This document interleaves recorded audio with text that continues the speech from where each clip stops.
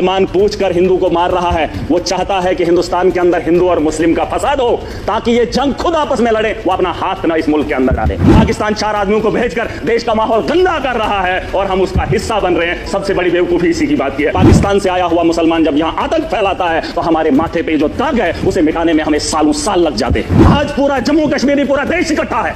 जवाब देने का वक्त आ गया है। ताकत का जवाब ताकत से देंगे, गोली का जवाब गोली से देंगे। मैं नहीं चाहता हूं कि पाकिस्तान और हिंदुस्तान जंग करे। मैं चाहता हूं कि हमला करें, हम उन पे अटैक करें, जंग नहीं अटैक करें। मेरे यहां अगर कोई मर जाए गांव के अंदर तो मुझे वहां जाना है तो ताजियत में मैंने अपने घर नहीं जाना है। मैंने उस घर में जाना है जहां पे मातम हुआ हो। अगर बैरून ममालिक का ये दौरा रद्द होता है तो फिर बिहार जाना जरूरी नहीं था, पहलगाम आना जरूरी था, उन लोगों से दर्द बांटना जरूरी था। सर, हम पाकिस्तान के उन 4 आतंकवादियों को रोकेंगे अगर तो ये टेररिज्म ही खत्म हो जाएगा। टूरिस्ट भी अमन से जो है अपने टूरिस्ट की जगहों पे जो है चलेगा। सर, पाकिस्तान की बात मैं करना चाहूंगा। कुछ लोग कहते हैं अपने देश के अंदर भी कि ये मुसलमान आतंकवादी है। पाकिस्तान से आया मुसलमान जम्मू कश्मीर के अंदर या देश के किसी भी कोने में आए तो उसका दाग हमारे माथे पे चिपका देते हैं सर। लेकिन पाकिस्तान के अंदर वही आतंकवादी जब आतंक मचाता है तो उसे पाकिस्तान के लोग खवारिज कहते हैं। क्या कहते हैं? खवारिज कहते हैं कि अपने ही पाकिस्तान में, मुल्क के अंदर जब कत्लेआम करता है पाकिस्तान में तो उसे खवारिज कहते हैं। और जब वही आतंकवादी हमारे देश में आता है तो उसे मुजाहिद कहते हैं सर।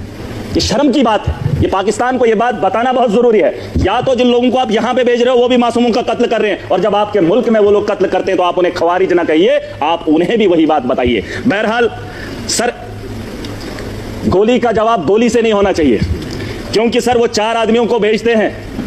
हम बोल ही रहे हैं, मजम्मत कर ही रहे हैं और उससे क्या हो रहा है कि हमारे मुल्क के अंदर अफरा तफरी का माहौल है।